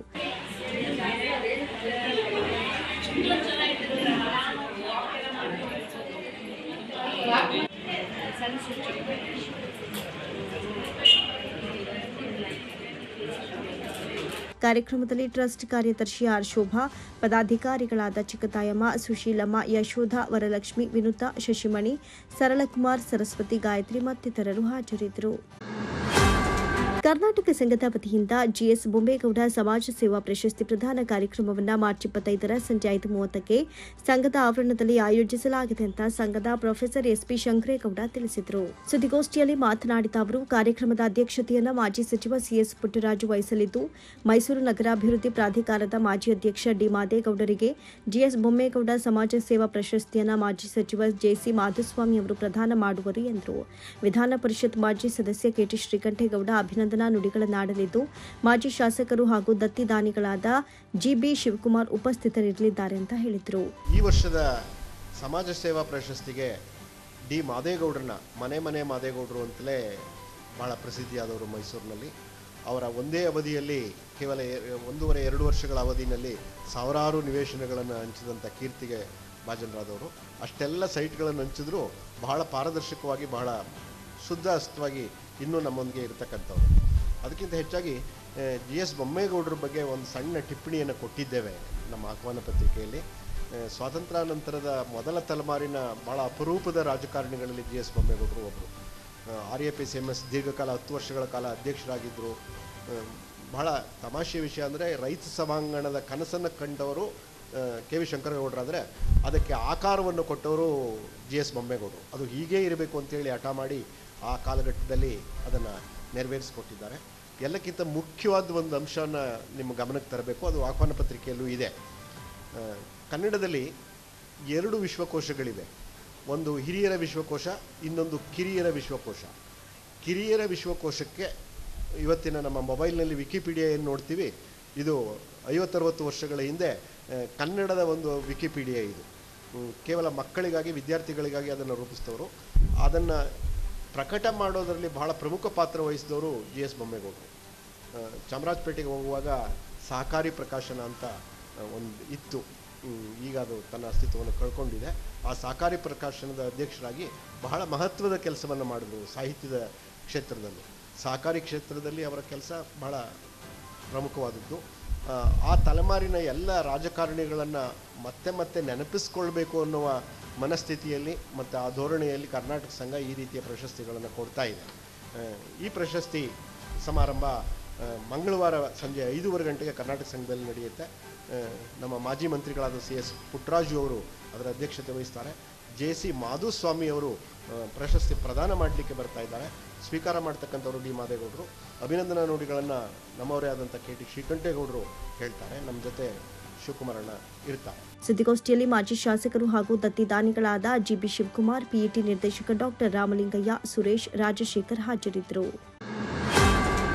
ರಾಜ್ಯ ಸರ್ಕಾರ ವಿಧಾನಸಭೆಯಲ್ಲಿ ಕೇಂದ್ರ ವಕ್ಫ್ ಕಾಯ್ದೆಗೆ ತಿದ್ದುಪಡಿಗೆ ವಿರೋಧ ಮಾಡಿರುವ ನಿರ್ಣಯವನ್ನು ರೈತರ ಹಿತದೃಷ್ಟಿಯಿಂದ ಅನುಮತಿ ನೀಡಬಾರದು ಅಂತ ಒತ್ತಾಯಿಸಿ ಮಂಡ್ಯ ಜಿಲ್ಲಾ ವಕ್ಫ್ ಕಾಯ್ದೆ ವಿರೋಧಿ ರೈತ ಒಕ್ಕೂಟದ ವತಿಯಿಂದ ಮಂಡ್ಯದಲ್ಲಿ ಪ್ರತಿಭಟನೆ ನಡೆಸಿ ಜಿಲ್ಲಾಡಳಿತಕ್ಕೆ ಮನವಿ ಸಲ್ಲಿಸಲಾಯಿತು. ವಕ್ಫ್ ಕಾಯ್ದೆಯಿಂದಾಗಿ ರಾಜ್ಯದ ಸಾವಿರಾರು ರೈತರು ಜಮೀನುಗಳು, ಮಠ ಮಂದಿರಗಳು, ಸ್ಮಶಾನಗಳು, ಸಾರ್ವಜನಿಕ ಆಸ್ತಿಗಳು, ಸರ್ಕಾರದ ಆಸ್ತಿಗಳು, ಸರ್ಕಾರಿ ಶಾಲೆಗಳು ಹೀಗೆ ಸಮಾಜದ ಎಲ್ಲಾ ವಿಭಾಗಗಳ ಆಸ್ತಿಗಳನ್ನು ವಕ್ಫ್ ಮಂಡಳಿ ಲಂಗು ಲಗಾಮು ಇಲ್ಲದೆ ಕಬಳಿಸ್ತಾ ಇರುವುದು ಖಂಡನೀಯ ಎಂದರು. ಈ ದಿನ ನಾವು ರಾಜ್ಯಪಾಲರಿಗೆ ಜಿಲ್ಲಾಧಿಕಾರಿಗಳ ಮುಖಾಂತರ ಮನವಿಯನ್ನು ಕೊಡ್ತಾ ಇದ್ದೀವಿ. ವಕ್ಫ್ ಕಾಯ್ದೆ ವಿರೋಧಿ ರೈತ ಒಕ್ಕೂಟ ಮಂಡ್ಯ ಜಿಲ್ಲೆಯ ವತಿಯಿಂದ ರೈತ ಪರ ಸಂಘಟನೆಗಳು, ಕನ್ನಡಪರ ಸಂಘಟನೆಗಳು, ದಲಿತ ಸಂಘರ್ಷ ಸಮಿತಿ, ಭಾರತೀಯ ಕಿಸಾನ್ ಸಂಘ ಎಲ್ಲ ಸಂಘಟನೆಗಳು ಸೇರಿ ಇವತ್ತು ನಾವು ಮನವಿ ಕೊಡ್ತಾಯಿದ್ದೀವಿ. ಮನವಿಯ ಉದ್ದೇಶ ಏನು, ನಮ್ಮ ರಾಜ್ಯ ಸರ್ಕಾರ ನಿರಂತರವಾಗಿ ರೈತರನ್ನು ಕಡೆಗಣಿಸ್ತಾ ಬಂದಿದೆ. ಈ ಸರ್ಕಾರ ಬಂದ ದಿನದಿಂದ ಇವತ್ತವರೆಗೂ ಕೂಡ ಸಾಕಷ್ಟು ಯೋಜನೆಗಳನ್ನ ಕಿತ್ಕೊಳ್ಳೋದಲ್ದೇ, ಸವಲತ್ತುಗಳನ್ನ ಕಿತ್ಕೊಳ್ಳೋದಲ್ದೇ, ಮೊನ್ನೆಯಷ್ಟೇ ವಿವಿಯನ್ನು ಕಿತ್ಕೊಳ್ಳೋಕ್ಕೂ ಹೊರಟಿತ್ತು. ಅದಕ್ಕೆ ತಮ್ಮ ಪತ್ರಿಕಾ ಮಿತ್ರರು ಮತ್ತು ನಮ್ಮ ಸಾರ್ವಜನಿಕರು, ಸಂಘ ಸಂಸ್ಥೆಗಳೆಲ್ಲ ವಿರೋಧ ವ್ಯಕ್ತಪಡಿಸಿದಾಗ ತಡೆ ಹಿಡಿದಿದ್ದಾರೆ. ಆದರೆ ಏನು ಈ ಒಕ್ಕೃಷಿ ಇತ್ತು, ಇಡೀ ರಾಜ್ಯಾದ್ಯಂತ ರೈತರ ಭೂಮಿ, ಸ್ಮಶಾನಗಳು, ಶಾಲಾ ಕಾಲೇಜುಗಳು, ಸರ್ಕಾರಿ ಭೂಮಿಗಳು ಎಲ್ಲವನ್ನು ಕಿತ್ಕೊಳ್ಳುವಂಥ ಒಂದು ಕಲಿಯುಗದ ಭಸ್ಮಾಸುರನಂತೆ ನಮ್ಮ ರಾಜ್ಯದಲ್ಲಿ ತಂದಿಟ್ಟಿದ್ರು. ಆದರೆ ಎಲ್ಲ ರೈತಪರ, ಕನ್ನಡಪರ ಸಂಘಟನೆಗಳ ಹೋರಾಟದಿಂದ ಇವತ್ತು ಅದಕ್ಕೊಂದು ಹಿತಶ್ರೀ ಆಡಿದೆ ಅಂತ ನಾವು ಅಂದ್ಕೊಂಡಿದ್ವು. ಅದರ ಪರಿಣಾಮವಾಗಿ ರಾಜ್ಯ ಸರ್ಕಾರ, ಅಂದರೆ ಏನು ಕೇಂದ್ರ ಸರ್ಕಾರ 1950ರಲ್ಲಿ, 1973ರಲ್ಲಿ, 1995ರಲ್ಲಿ, 2013ರಲ್ಲಿ ಏನು ಅವತ್ತಿನ ಕಾಂಗ್ರೆಸ್ ನೇತೃತ್ವದ ಕೇಂದ್ರ ಸರ್ಕಾರ ಒಕ್ಕ ಕಾಯ್ದೆಗೆ ತಿದ್ದುಪಡಿ ತಂದು ಅದನ್ನು ಭಸ್ಮಾಸುರನಂತೆ ಏನು ಮಾಡಿತ್ತು, ಅದನ್ನು ಈಗಲಾದರೂ ಬುದ್ಧಿ ಕಲಿತು ರೈತರ ಹೋರಾಟ ಇಡೀ ರಾಜ್ಯಾದ್ಯಂತ ನಡೆದಿರೋದನ್ನು ಗಮನಿಸಿ ನಮ್ಮ ರಾಜ್ಯ ಸರ್ಕಾರ ಒಂದು ಸಾಲಿನ ನಿರ್ಣಯ ಮಾಡ್ತದೆ ಅಂತ ನಾವು ಅಂದ್ಕೊಂಡಿದ್ದು. ಆ ನಿರ್ಣಯ ಏನಪ್ಪ ಅಂತಂದರೆ, ಇವತ್ತೇನು ಆ ಒಂದು ಅಪರಿಮಿತ ಅಧಿಕಾರ ಹೊಂದಿರತಕ್ಕಂಥ ಕೇಂದ್ರ ಸರ್ಕಾರ ಆ ಕಾನೂನಿಗೆ ಒಂದು ಹತೋಟಿ ತರಲಿಕ್ಕೆ ಹೊರಟಿತ್ತು, ಆ ಒಕ್ಕಾಯ್ದೆಗೆ ತಿದ್ದುಪಡಿಯನ್ನು ತರಲಿಕ್ಕೆ ಹೊರಟಿತ್ತು. ಅದನ್ನು ಪೂರಕವಾಗಿ ನಮ್ಮ ರಾಜ್ಯ ಸರ್ಕಾರ ನಿರ್ಣಯ ಮಾಡಬೇಕಾಯಿತು. ಅದಕ್ಕೆ ಎಲ್ಲ ಸಂಘ ಸಂಸ್ಥೆಗಳಿಗಿರ್ತಕ್ಕಂಥ ಅಧಿಕಾರವನ್ನು ಕೊಡಿ, ಅದಕ್ಕೆ ಅಪರಿಮಿತ ಅಧಿಕಾರ ಬೇಡ ಅನ್ನುವಂಥ ಒಂದು ಸಾಲಿನ ನಿರ್ಣಯವನ್ನು ಕಲಿಸ್ಬೇಕಾಯಿತು. ಬದಲಾಗಿ ರಾಜ್ಯ ಸರ್ಕಾರ ಏನು ಮಾಡಿದೆ, ಅದಕ್ಕೆ ಆ ಒಂದು ಏನು ತಿದ್ದುಪಡಿ ತರ್ತಾ ಇದ್ದೀರಿ, ಆ ತಿದ್ದುಪಡಿ ತರುವುದು ಬೇಡ, ಅದರ ಬದಲಿಗೆ ಈಗ ಏನಿದೆ ಅದೇ ರೀತಿ ಮುಂದುವರಿಯಲಿ ಅನ್ನುವಂಥದ್ದು ಇವ್ರ ಉದ್ದೇಶ. ಆದರೆ ಇವ್ರ ಉದ್ದೇಶ ಏನದು ಸ್ಪಷ್ಟಪಡಿಸ್ಬೇಕು ಅವರು. ಯಾಕೆ ಅಂತಂದರೆ, ಈ ಒಂದು ಕಾನೂನಿದ್ರೆ ಸಮಾಜದ ಯಾವುದೇ ವರ್ಗದ ದಲಿತರ ಜಮೀನುಗಳಿರ್ಬೋದು, ಮತ್ತು ಯಾವುದೇ ಸಂಘ ಸಂಸ್ಥೆಗಳ ಜಮೀನಿರ್ಬೋದು, ಸಮಾಜದ ಪಕ್ಷಾತೀತವಾಗಿ ರಾಜಕೀಯವಾಗಿ ಏನೇ ಇರಲಿ ಆ ಎಲ್ಲ ಸರ್ಕಾರಿ ಜಮೀನುಗಳಿರ್ಬೋದು, ಎಲ್ಲವೂ ಈ ಕಾನೂನಿದ್ರೆ ಮಾಯ ಆಗ್ತವೆ. ಈ ಥರದೊಂದು ದುಷ್ಟ ಕಾನೂನು ಪ್ರಪಂಚದಲ್ಲಿ ಎಲ್ಲೂ ಇಲ್ಲ. ಆದರೂ ಕೂಡ ಈ ಕಾನೂನಂತ ಪೋಷಣೆ ಮಾಡ್ತಕ್ಕಂಥದ್ದು ಏನಿದೆ ಉದ್ದೇಶ, ಮೊದಲು ಇದನ್ನು ಸ್ಪಷ್ಟಪಡಿಸಬೇಕು ರಾಜ್ಯ ಸರ್ಕಾರ. ಬದಲಿಗೆ ಅವರು ಮಾಡ್ತಾ ಇರ್ತಕ್ಕಂಥದ್ದಾದರೂ ಏನು, ಒಂದು ಕಡೆ ವಿವಿಗಳು ಮುಚ್ತೀವಿ ಅಂತಾರೆ, ಇನ್ನೊಂದು ಕಡೆ ಅದಕ್ಕೆ ಸಂಬಂಧಪಟ್ಟಂತೆ ಆ ಒಂದು ಸಮುದಾಯ ಬೇರೆ ಸಮುದಾಯಕ್ಕೆ ನಾವು ಎಲ್ಲ ಥರದ ಸವಲತ್ತುಗಳನ್ನ ಒದಗಿಸ್ತೀವಿ, ಶಾಲಾ ಕಾಲೇಜುಗಳು ತೆಗಿತೀವಿ, ವಿದ್ಯಾರ್ಥಿ ನಿಲಯಗಳು ತೆಗಿತೀವಿ ಅಂತ ಹೇಳ್ತಾರೆ. ಅಂದರೆ ಇದರ ಅರ್ಥ ಏನು? ಈಗ ನಮಗೆ ಅದನ್ನು ನಾವು ತಿಳಿಸ್ಬೇಕು. ಏನು ಈ ಸರ್ಕಾರ ಏನಾದರೂ ಒಂದು ವೇಳೆ ಇದೇ ರೀತಿ ಮುಂದುವರಿದಾದರೆ ಉಗ್ರ ಹೋರಾಟ ಮತ್ತೊಮ್ಮೆ ಖಂಡಿತ ಆಗ್ತದೆ. ಈ ಸಂದರ್ಭದಲ್ಲಿ ಹಾಡ್ಯ ರಮೇಶ್ ರಾಜು, ಹೆಮ್ಮಿಗೆ ಚಂದ್ರಶೇಖರ್, ಬೇಕ್ರಿ ರಮೇಶ್, ಜೈರಾಮು, ಅಪ್ಪಾಜಿ, ಮೋಹನ್ ಸೇರಿದಂತೆ ಇನ್ನಿತರರು ಹಾಜರಿದ್ದರು. ಉಪಮುಖ್ಯಮಂತ್ರಿ ಡಿಕೆ ಶಿವಕುಮಾರ್, ಮಂಡ್ಯದವರು ಛತ್ರಿಗಳು ಎಂಬ ಶಬ್ದ ಬಳಸಿ ಅವಮಾನ ಮಾಡಿದ್ದು ಕೂಡಲೇ ಮಂಡ್ಯಕ್ಕೆ ಬಂದು ಕ್ಷಮೆಯಾಚನೆ ಮಾಡಬೇಕು ಅಂತ ಕರ್ನಾಟಕ ರಾಜ್ಯ ರೈತಪರ ಹೋರಾಟಗಾರರ ಸಂಘದ ಸಂಸ್ಥಾಪಕ ರಾಜ್ಯಾಧ್ಯಕ್ಷ ಎಚ್.ಎಸ್. ಚಂದ್ರಶೇಖರ್ ಆಗ್ರಹಿಸಿದರು. ಸುದ್ದಿಗೋಷ್ಠಿಯಲ್ಲಿ ಮಾತನಾಡಿದ ಅವರು, ಉನ್ನತ ಸ್ಥಾನ ಅಲಂಕರಿಸಿರುವ ಡಿಕೆ ಶಿವಕುಮಾರ್ ಸದರಿ ಮಾತನ್ನ ಕಾಂಗ್ರೆಸ್ ಕಾರ್ಯಕರ್ತರಿಗೆ ಹೇಳಿರೋದೋ ಅಥವಾ ಮಂಡ್ಯ ಜನತೆಗೆ ಹೇಳಿರುವುದೋ ಸ್ಪಷ್ಟಪಡಿಸಬೇಕೆಂದರು. ರಾಜ್ಯದ ಉಪಮುಖ್ಯಮಂತ್ರಿ ಸ್ಥಾನದಲ್ಲಿದ್ದು ಇಂತಹ ಹೇಯಕರ ಪದ ಬಳಸಿ ಮಾತನಾಡಿರುವುದು ಅವರ ಯೋಗ್ಯತೆಯನ್ನ ತೋರುತ್ತೆ. ಕೂಡಲೇ ಕೆಪಿಸಿಸಿ ಅಧ್ಯಕ್ಷ ಸ್ಥಾನಕ್ಕೆ ರಾಜೀನಾಮೆ ನೀಡಿ ಡಿಸಿಎಂ ಹುದ್ದೆಯನ್ನ ತ್ಯಜಿಸಿ ಕೃಷಿ ಸಚಿವ, ಮಂಡ್ಯದ ಉಸ್ತುವಾರಿ ಸಚಿವ ಎನ್ ಚಲುವರಾಯಸ್ವಾಮಿ ಅವರಿಗೆ ನೀಡಬೇಕು ಅಂತ ತಾಕೀತು ಮಾಡಿದರು. ಸನ್ಮಾನ್ಯ ಡಿಕೆ ಶಿವಕುಮಾರ್ ಅವರು, ಸನ್ಮಾನ್ಯ ಅಂತ ಯೂಸ್ ಮಾಡಬಾರ್ದು, ಆದರೂ ಯಾಕೆಂದರೆ ಒಂದು ಸ್ಥಾನ ಕೊಡ್ತಾ ಇದ್ದೀನಿ ಗೌರವನ. ಮಂಡ್ಯ ಜನತೆಯ ಛತ್ರಿಗಳು ಹಂಗಂದ್ರೆ ಅರ್ಥ ಏನು ಅಂತ ಗೊತ್ತಾಗಲಿಲ್ಲ. ಛತ್ರಿಗಳು ಅಂದ್ರೆ ಏನು, ಏನಕ್ಕೋಸ್ಕರ ಈ ಭಾಷೆನ ಉಪಯೋಗಿಸಿದ್ರು, ಈ ಭಾಷೆ ಎದಕ್ಕೋಸ್ಕರ ಉಪಯೋಗಿಸಿದ್ರು ಅಂತ ಗೊತ್ತಾಗಲಿಲ್ಲ. ಅವರು ಇದ್ರ ಬಗ್ಗೆ ಮಂಡ್ಯಕ್ಕೆ ಬಂದು ಕ್ಷಮಾಪಣೆ ಕೇಳಬೇಕು. ಜೊತೆಗೆ ಒಂದು ಒಳ್ಳೆ ಉದ್ಧರಿರ್ತಕ್ಕಂಥ ಡಿ ಕೆ ಶಿವಕುಮಾರ್ ಅವರು, ಇವರ ಹಿನ್ನೆಲೆ ಏನು, ಇವರು ಎಲ್ಲಿದ್ದರು, ಹೇಗಿದ್ರು, ಎಲ್ಲಿಂದ ಬಂದರು ಅದನ್ನು ಮೊದಲು ತಿಳ್ಕೋಬೇಕು ಡಿ ಕೆ ಶಿವಕುಮಾರ್ ಅವರು. ಮಂಡ್ಯ ಜನ ಅಕ್ಕರೆಯ ಸಕ್ಕರೆಯ ಜನ, ನಮ್ಮನ್ನು ಹೀಯಾಳಿಸ್ತೀನಿ ಅಂದರೆ ಅರ್ಥ ಇಲ್ಲ. ಹೀಯಾಳಿಸಬಾರ್ದಾಗಿತ್ತವರು. ನಾವು ನಮ್ಮ ಹತ್ರ ಬಂದು ಭಿಕ್ಷೆ ಬೇಡದ ಡಿ ಕೆ ಶಿವಕುಮಾರ್, ಭಿಕ್ಷೆ ಬೇಡಿದ್ದವ್ರು ನಮ್ಮ ಹತ್ರ ಒಂದು 7 ಸೀಟ್ ಗೆದ್ಕೊಡ್ಬೇಕು ನಮಗೂ ಅಂತ ಅಂತೆಲ್ಲ 6 ಸೀಟ್ ಕೊಟ್ಟಂಥ ಈ ಜಿಲ್ಲೆ, ಈ ಕಬ್ಬಿನ ಜಿಲ್ಲೆ, ಸಕ್ಕರೆ ನಾಡು, ನನ್ನ ರೈತರಿಗೆ ನನ್ನ ಜನಕ್ಕೆ ಅವಮಾನ ಅಂತ ಮಾತದು. ಅದನ್ನು ಸಮರ್ಥಿಸ್ಕೊಂಡಿದ್ದಾರೆ ಅಂತ ಏನಕ್ಕೆ ಸಮರ್ಥಿಸ್ಕೊಂಡಿದ್ದಾರೆ ಗೊತ್ತಿಲ್ಲ. ಏನು ಸಮರ್ಥನೆ ಏನದನ್ನು ಮುಖ್ಯಮಂತ್ರಿ ಸಿದ್ದರಾಮಯ್ಯನವರು ಅದ್ರ ಬಗ್ಗೆ ಪರಿಶೀಲನೆ ಮಾಡಿ ನಮ್ಗೆ ಉತ್ತರ ಕೊಡ್ಬೇಕು ಮಂಡ್ಯ ಜನತೆಗೆ. ಇಲ್ಲ ಅಂದರೆ ಮುಂಬರುವ ಚುನಾವಣೆಯಲ್ಲಿ ನಾವು ಏನು ಮಾಡಬೇಕು ಅಂತ ನಮ್ಗೆ ಗೊತ್ತಿದೆ. ಎಲ್ಲ ನಮ್ಮ ಕೈಲೇ ಇದೆ, ಬ್ರೇಕ್ ಅವನ ಹತ್ರ ಏನಿಲ್ಲ. ಇವತ್ತು ಹನಿ ಟ್ರ್ಯಾಪ್ ಅಂತೆಲ್ಲ ಮಾಡ್ಕೊಂಡು ಕೂತವ್ರೆ. ಏನ್ರಿ ಇದೆಲ್ಲ ಅಸಹ್ಯ. ಇದು ಅಂಥ ಸ್ಥಾನದಲ್ಲಿ ಕೂತ್ಕೊಂಡು ಆ ದೇವಸ್ಥಾನ, ಅದು ವಿಧಾನಸೌಧ ಒಂದು ದೇವಸ್ಥಾನ ಇದ್ದಂಗೆ 224 ಜನ ಕೂತ್ಕೊಂಡು ಅಂಥದ್ದೆಲ್ಲ ಉಪಯೋಗಿಸೋದು, ವಿಡಿಯೋ ಚಿತ್ರ ಮಾಡೋದು, ಎಲ್ಲ ಮಾಡೋದು ತುಂಬ ಅಸಹ್ಯವಾದ ಕಾರ್ಯಕ್ರಮಗಳು. ಜೊತೆಗೆ ಆದ್ದರಿಂದ ಈ ಕೂಡಲೇ ಡಿ ಕೆ ಶಿವಕುಮಾರ್ ಎಚ್ಚರಿತ್ತು. ಕಾಂಗ್ರೆಸ್ಸಿನ 6 ಜನ ಶಾಸಕರು ಏನು ಮಾಡ್ತಾ ಇದ್ದಾರೆ, ನಮ್ಮ ಜನ 7 ಜನ ಇದ್ದಾರೆ. 7 ಜನ ಏನು ಮಾಡ್ತಾ ಇದ್ದಾರೆ? ಆದಷ್ಟು ಬೇಗ KPCC ಸ್ಥಾನಕ್ಕೆ ಡಿ ಕೆ ಶಿವಕುಮಾರ್ ರಾಜೀನಾಮೆ ಕೊಡಬೇಕು. ಆ ಸ್ಥಾನದಲ್ಲಿರುವಂಥ ಅರ್ಹತೆ ಇಲ್ಲ ಅವರಿಗೆ. ಒಂದು ರಾಷ್ಟ್ರೀಯ ಪಕ್ಷ ಕಾಂಗ್ರೆಸ್ ಅಂತಂದರೆ ಒಂದು ರಾಷ್ಟ್ರೀಯ ಪಕ್ಷ, ಅಲ್ಲಿ ಕೂತ್ಕೊಳ್ಳುವಂಥ ಯೋಗ್ಯತೆಯೇ ಇಲ್ಲ ಅವರಿಗೆ. ರಾಜೀನಾಮೆ ಕೊಡಬೇಕು. ಜೊತೆಗೆ DCM ಇದೆಯಲ್ಲ ಹುದ್ದೆ, ಆ ಹುದ್ದೆನ ತ್ಯಾಗ ಮಾಡಬೇಕು. ಒಂದು 2 ವರ್ಷದ ನನ್ನ ಜಿಲ್ಲೆಗೆ 7 ತಾಲೂಕು 7 ಶಾಸಕರಿದ್ದ ಜಿಲ್ಲೆಗೆ ಆ DCM ಹುದ್ದೆನ ಎನ್ ಚಲುವರಾಯಸ್ವಾಮಿಯವರು ಕೊಡಬೇಕು ಅಂತ ನಾನು ಕೇಳ್ಕೊಳ್ತಾ ಇದ್ದೀನಿ. ಉಪಾಧ್ಯಕ್ಷ MK ಸಂಜಯ್ ಕುಮಾರ್ ಮಾತನಾಡಿ, ಮಂಡ್ಯದ ಜನತೆಗೆ ಛತ್ರಿ ಪದ ಬಳಕೆ ಅಕ್ಷಮ್ಯ ಅಪರಾಧ. ಕೂಡಲೇ ಮಂಡ್ಯಕ್ಕೆ ಬಂದು ಕ್ಷಮೆಯಾಚನೆ ಮಾಡದಿದ್ದರೆ ಕಪ್ಪು ಬಟ್ಟೆ ಪ್ರದರ್ಶಿಸಲಾಗುತ್ತೆ ಅಂತ ಎಚ್ಚರಿಕೆ ನೀಡಿದರು. ನೀವು ಇವತ್ತು ಕುಂತಿರ್ತಕ್ಕಂಥ ಸ್ಥಾನ ಸಂವಿಧಾನದಲ್ಲಿ ಎಂಥ ಒಂದು ಸ್ಥಾನ ಅನ್ನೋದು ತಮಗೆ ಗೊತ್ತಿರತಕ್ಕಂಥ ವಿಚಾರ. ಇವತ್ತು ನೀವು ಒಬ್ಬ ಉಪಮುಖ್ಯಮಂತ್ರಿಯಾಗಿ ಮಂಡ್ಯ ಜಿಲ್ಲೆ ಜನತೆ ಬಗ್ಗೆ ಮಾತಾಡ್ತೀರಾ ಅಂತಂದರೆ, ಇದೇ ನಿಮ್ಮ ಗುರು ದಿವಂಗತ SM ಕೃಷ್ಣ ಸಾಹೇಬರು, ಅವ್ರ ಗರಡಿಲಿ ಬೆಳೆದವ್ರು ನೀವು. ಅವ್ರು ಯಾವ ಜಿಲ್ಲೆಯವರು ಸ್ವಾಮಿ? ನಿತ್ಯ ಸಚಿವರು ಶಂಕರಲಿಂಗೇಗೌಡರು, ಅವ್ರು ಯಾವ ಜಿಲ್ಲೆ ಸ್ವಾಮಿ? ನಿತ್ಯ ಸಚಿವರು ಅವರು. ಇವತ್ತು ಅಂಥವ್ರ ಗರಡಿಲಿ ಬೆಳೆದು ತಾವು ಇವತ್ತು ಮಂಡ್ಯ ಜಿಲ್ಲೆ ಜನತೆನ ನೀವು ಛತ್ರಿಗಳು ಅಂತ ಕರೀತಾರೆ ಅಂತಂದರೆ ನಿಮ್ಮನ್ನು ಏನಂತ ಕರಿಬೇಕು ನಾವು? ಇದೆಷ್ಟು ಮಟ್ಟಿಗೆ ನ್ಯಾಯ? ಇದು ಈ ಕೂಡಲೇ DCM ಹುದ್ದೆಗೆ ರಾಜೀನಾಮೆ ತಗೋಬೇಕು ಅಂತೇಳಿ ನಾವು ರಾಜ್ಯಪಾಲರಲ್ಲೂ ಮನವಿ ಮಾಡ್ತೀವಿ. ಹಾಗೂ KPCC ಅಧ್ಯಕ್ಷ ಸ್ಥಾನಕ್ಕೆ ರಾಜೀನಾಮೆ ಕೊಡಬೇಕು. ಇಲ್ಲ ಅಂತಂದರೆ ಮುಂದಿನ ದಿನಗಳಲ್ಲಿ ಇದಕ್ಕೆ ಕ್ಷಮೆ ಕೇಳಲಿಲ್ಲ ಅಂತಂದರೆ ಕಪ್ಪು ಮಸಿ ಬಳಿ ಅಂಥದ್ದಾಗುತ್ತೆ, ಕಪ್ಪು ಬಾವುಟ ಪ್ರದರ್ಶನ ಮಾಡಬೇಕಾಗ್ತದೆ. ಮಂಡ್ಯ ಜಿಲ್ಲೆ ಜನತೆ ಮುಂದೆ ಬಂದು ನೀವು ಆಡಿರೋ ಪದನ ತಪ್ಪಾಯಿತು ನಂದು ಅಂತೇಳಿ ಕೇಳೋವರೆಗೂ ನಾವು ಬಿಡಲ್ಲ. ಇನ್ನೂ 1 ವಾರ ನಿಮಗೆ ಗಡುವು ಕೊಡ್ತೀವಿ. ಅಷ್ಟರೊಳಗೆ ನೀವೇ ಬಂದು ಕ್ಷಮೆಯಾಚನೆ ಮಾಡಿದ್ರೆ ತುಂಬ ಒಳ್ಳೆಯದು. ಇಲ್ಲ ಅಂತಂದರೆ ಮಂಡ್ಯ ಜಿಲ್ಲೆ ಪೂರ್ತಿ ಬಂದ್ ಮಾಡಿ ನೀವು ರಾಜ್ಯ ಸರ್ಕಾರಕ್ಕೆ ಒಂದು ಎಚ್ಚರಿಕೆ ಗಂಟೆಯನ್ನು ಕೊಡ್ತಾ ಇದ್ದೀವಿ. ಇದು ಸರಿಯಲ್ಲ. DK ಶಿವಕುಮಾರ್ ಅವರೇ, ನಿಮ್ಮ ಅಧಿಕಾರದ್ದು ದುಡ್ಡಿನ ಮದ ಇದ್ದರೆ ನಿಮ್ಮ ಹತ್ರ. ಮಂಡ್ಯ ಜನತೆನ ಬಂದು ಪೆನ್ನು ಪೇಪರ್ ಕೊಡಿ ಅಂದ್ಬಿಟ್ಟು ಭಿಕ್ಷೆ ಕೇಳಿದ್ದು ಯಾರು ಸ್ವಾಮಿ? ನಾವು ನಿಮ್ಮ ಮನೆ ಬಾಗ್ಲಿಗೆ ಬಂದಿದ್ದೋ, ನೀವು ನಮ್ಮ ಮನೆ ಬಾಗ್ಲಿಗೆ ಬಂದಿದ್ದ? ಎಚ್ಚರಿಕೆಯಿಂದ ಮಾತಾಡಬೇಕು. ಮಂಡ್ಯ ಜನತೆ ಅಲ್ಲ, ಕರ್ನಾಟಕ ಜನತೆಗೆ ಪ್ರತಿಯೊಬ್ಬರಿಗೂ ಗೌರವ ಕೊಡುವಂಥ ಕೆಲಸ ತಾವು ಮಾಡಬೇಕು ಅಂತೇಳಿ ಸನ್ಮಾನ್ಯ ಸಿದ್ದರಾಮಯ್ಯ ಅವರಿಗೆ ಕೇಳ್ಕೊಳ್ಳೋದು ಒಂದೇ, ಆದಷ್ಟು ಬೇಗ ನಿಮ್ಮ ಶಿವಕುಮಾರ್ ಅವ್ರಿಗೆ, ನಿಮ್ಮ ಮಂತ್ರಿಮಂಡಲ ಏನು ನಿಮ್ಮ DCM ಇದ್ದಾರೆ ಅವ್ರಿಗೆ ತಿಳಿ ಹೇಳಿ, ಬುದ್ಧಿ ಹೇಳಿ, ಅವ್ರನ್ನ ಆದಷ್ಟು ಕ್ಷಮೆ ಕೇಳೋಂಥ ಕೆಲಸ ಮಾಡಬೇಕು. ಸುದ್ದಿಗೋಷ್ಠಿಯಲ್ಲಿ ಪ್ರಧಾನ ಕಾರ್ಯದರ್ಶಿ ಬಿ ರಮೇಶ್ ಹಾಜರಿದ್ದರು. ಕರ್ನಾಟಕ ಬಂದ್ಗೆ ಕರೆ ನೀಡಿರುವ ಕನ್ನಡ ಒಕ್ಕೂಟ ಸಂಘಟನೆಗೆ ಬೆಂಬಲ ವ್ಯಕ್ತಪಡಿಸಿ ಸಹಕರಿಸೋಣ ಅಂತ ಜಿಲ್ಲಾ ಬೇಕರಿ ಮಾಲೀಕರ ಸಂಘದ ಜಿಲ್ಲಾಧ್ಯಕ್ಷ ಬೇಕ್ ಪಾಯಿಂಟ್ ಮಾಲೀಕ HR ಅರವಿಂದ್ ಮನವಿ ಮಾಡಿದರು. ನಗರದಲ್ಲಿ ಸುದ್ದಿಗಾರರೊಂದಿಗೆ ಮಾತನಾಡ್ತಾ, ರಾಜ್ಯದಲ್ಲಿ ಕಾಂಗ್ರೆಸ್ ಪಕ್ಷವು ಆಡಳಿತ ಹಿಡಿಯುವುದಕ್ಕೆ ಮೇಕೆದಾಟು ಯೋಜನೆಯನ್ನ ರಾಜಕೀಯವಾಗಿ ಬಳಸಿಕೊಂಡು ಇಂದಿನ ಉಪಮುಖ್ಯಮಂತ್ರಿ DK ಶಿವಕುಮಾರ್ ಮತ್ತು ಮುಖ್ಯಮಂತ್ರಿ ಸಿದ್ದರಾಮಯ್ಯ ಇವರ ನೇತೃತ್ವದಲ್ಲಿ ಪಾದಯಾತ್ರೆ ನಡೆದು ಅಧಿಕಾರ ಹಿಡಿದ ಮೇಲೆ ಮೇಕೆದಾಟು ಯೋಜನೆಯನ್ನ ಕೈಬಿಟ್ಟಿರುವುದು ನಾಚಿಕೆಗೇಡಿನ ಸಂಗತಿ ಅಂತ ಕಿಡಿಕಾರಿದ್ರು.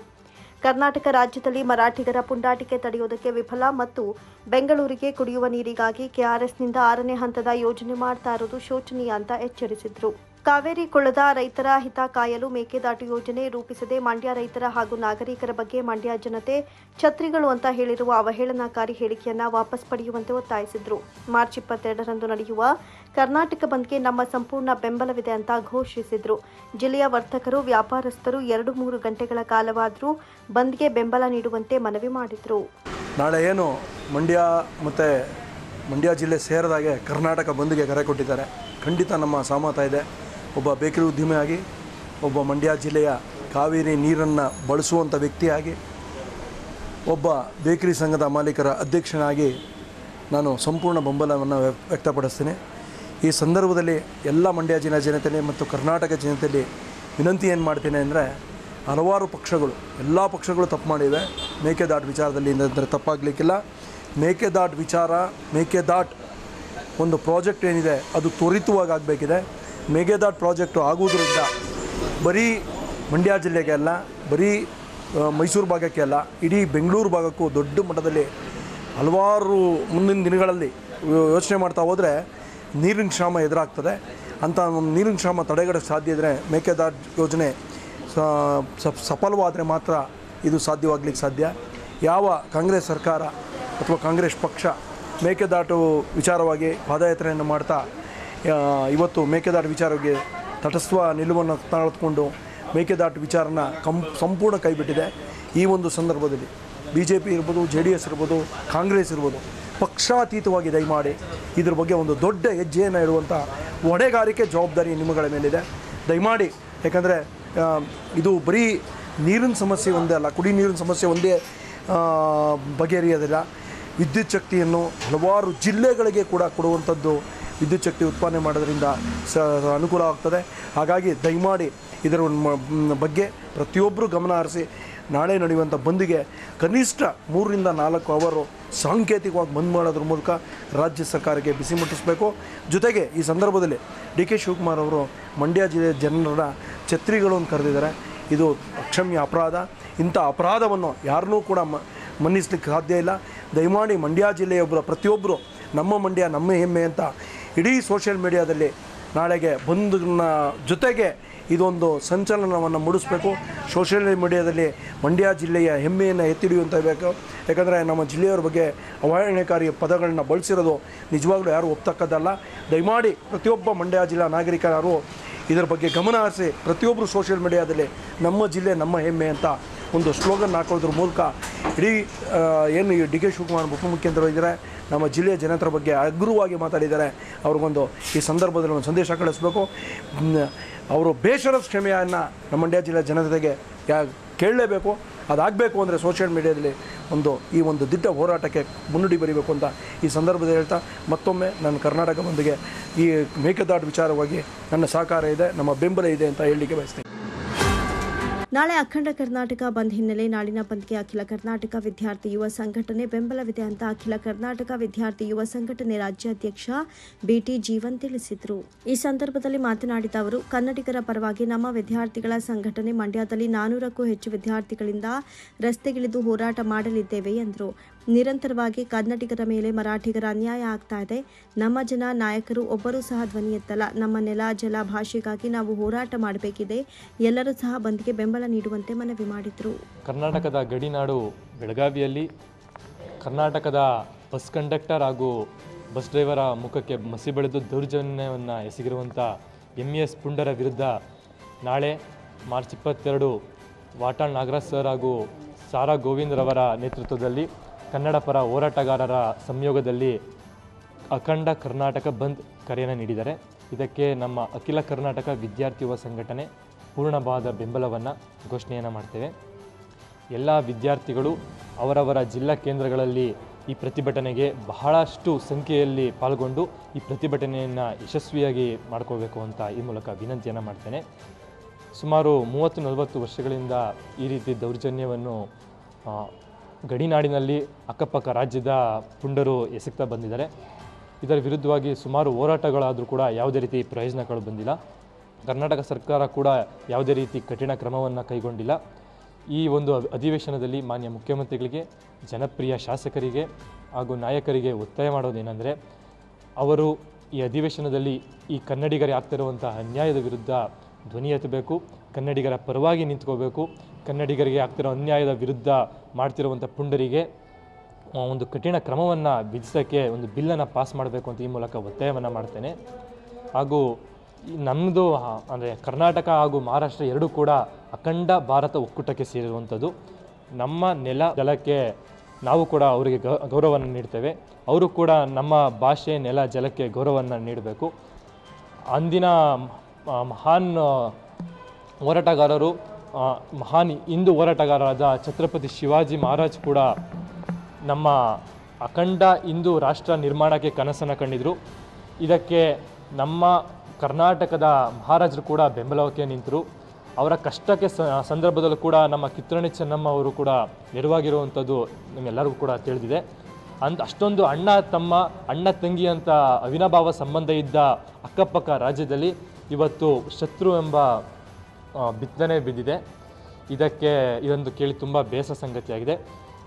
ದಯವಿಟ್ಟು ಈ ಎರಡು ರಾಜ್ಯಗಳ ನಡುವೆ ಶತ್ರುಘ್ನವನ್ನು ಮಾನ್ಯ ಮುಖ್ಯಮಂತ್ರಿಗಳು ಪರಿಹರಿಸಬೇಕು. ಎರಡು ರಾಜ್ಯಗಳ ನಡುವೆ ಆಗ್ತಿರುವಂಥ ವಿರೋಧವನ್ನು ಮಾನ್ಯ ಪ್ರಧಾನಮಂತ್ರಿಗಳು ಮಧ್ಯಸ್ಥಿತಿ ವಹಿಸಿ ಈ ಎರಡು ವಿವಾದವನ್ನು ನಿಲ್ಲಿಸಬೇಕು ಅಂತ ಈ ಮೂಲಕ ವಿನಂತಿಯನ್ನು ಮಾಡ್ತೇನೆ. ಮಳವಳ್ಳಿ ತಾಲೂಕಿನ ಕಾಗೇಪುರ ಗ್ರಾಮದ ವಸತಿ ಶಾಲೆಯಲ್ಲಿ ಮೇಘಾಲಯ ಮೂಲದ 2 ಮಕ್ಕಳ ಸಾವಿನ ಪ್ರಕರಣ ಸಮಗ್ರ ತನಿಖೆ ನಡೆಸಿ ತಪ್ಪಿತಸ್ಥರಿಗೆ ಕಠಿಣ ಶಿಕ್ಷೆ ವಿಧಿಸಬೇಕು ಅಂತ ಭಾರತ ಕಮ್ಯುನಿಸ್ಟ್ ಪಕ್ಷ ಮಾರ್ಕ್ಸ್ವಾದಿದ ಜಿಲ್ಲಾ ಕಾರ್ಯದರ್ಶಿ ಟಿಎಲ್ ಕೃಷ್ಣೇಗೌಡ ಆಗ್ರಹಿಸಿದರು. ಸುದ್ದಿಗೋಷ್ಠಿಯಲ್ಲಿ ಮಾತನಾಡಿದ ಅವರು, ಸದರಿ ಮಕ್ಕಳ ಸಾವು ಸೈದ್ಧಾಂತಿಕ ಸಂಚಿನ ಫಲವಾಗಿದ್ದು, ರಾಜ್ಯದಲ್ಲಿ ಈ ರೀತಿ ಈಶಾನ್ಯ ರಾಜ್ಯಗಳಿಂದ 923ಕ್ಕೂ ಹೆಚ್ಚು ಮಕ್ಕಳಿದ್ದು ವಿವಿಧ ವಸತಿ ಶಾಲೆಗಳಲ್ಲಿ ವಿದ್ಯಾಭ್ಯಾಸ ಮಾಡುತ್ತಿರುವ ಮಾಹಿತಿ ಇದೆ ಎಂದರು.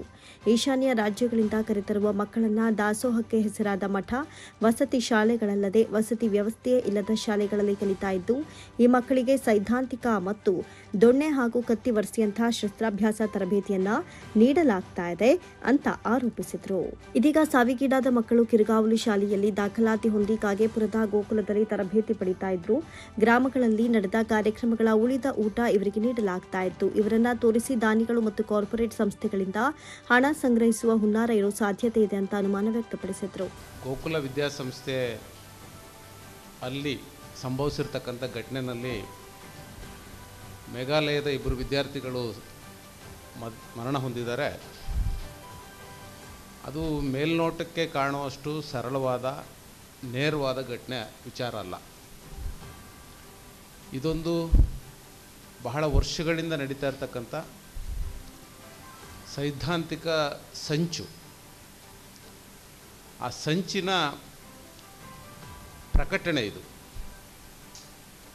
ನಾವು ಯಾಕಿದ್ರೆ ಹೇಳ್ತಾ ಇದ್ದೀವಿ ಅಂತ ಹೇಳಿದ್ರೆ, ಕರ್ನಾಟಕ ರಾಜ್ಯದಲ್ಲಿ ಈ ರೀತಿ ಈಶಾನ್ಯ ಭಾರತದಿಂದ ಬಂದು ಕಲಿತಾ ಇರತಕ್ಕಂಥ 923 ಮಕ್ಕಳುಗಳಿದ್ದಾರೆ. ಅವರೆಲ್ಲರೂ ಅನಾಥರು, ನಿರ್ಗತಿಕರು ಅನ್ನುವಂಥ ಹೆಸರಿನಲ್ಲಿ ಕರ್ಕೊಬಂದು ಬೇರೆ ಬೇರೆ ಶಿಕ್ಷಣ ಸಂಸ್ಥೆಗಳಲ್ಲಿ, ವಸತಿ ರಹಿತ ಶಿಕ್ಷಣ ಸಂಸ್ಥೆಗಳಲ್ಲಿ ವಸತಿಯ ಹೆಸರಿನಲ್ಲಿ ಅವ್ರಿಗೆ ಶಿಕ್ಷಣವನ್ನು ಕೊಡ್ತಕ್ಕಂಥ ಹೆಸರಿನಲ್ಲಿ ಸೈದ್ಧಾಂತಿಕ ಮತ್ತು ಶಸ್ತ್ರ ತರಬೇತಿಗಳನ್ನು ನೀಡಲಾಗ್ತಾ ಇದೆ. ಇದೊಂದು ಗಂಭೀರವಾದಂಥ ಆರೋಪವನ್ನೇ ನಾನು ಮಾಡ್ತಾ ಇದ್ದೀನಿ. ಯಾಕೆ ಅಂತ ಹೇಳಿದ್ರೆ, ಈ 923 ಮಕ್ಕಳು ಯಾರೂ ಕೂಡ ಸಿದ್ಧಗಂಗಾ ಮಠದಲ್ಲಾಗಲಿ, ಆದಿಚುಂಚನಗಿರಿ ಮಠದಲ್ಲಾಗಲಿ, JSS ಮಠದಲ್ಲಾಗಲಿ ಓದ್ತಾ ಇಲ್ಲ. ಕರ್ನಾಟಕದಲ್ಲಿ ಆಹಾರ ಮತ್ತು ಶಿಕ್ಷಣದ ದಾಸೋಹಕ್ಕೆ ಹೆಸರಾಗಿರ್ತಕ್ಕಂಥ ಯಾವ ಮಠದಲ್ಲಿಯೂ ಕೂಡ ಈ ಮಕ್ಕಳಿಲ್ಲ.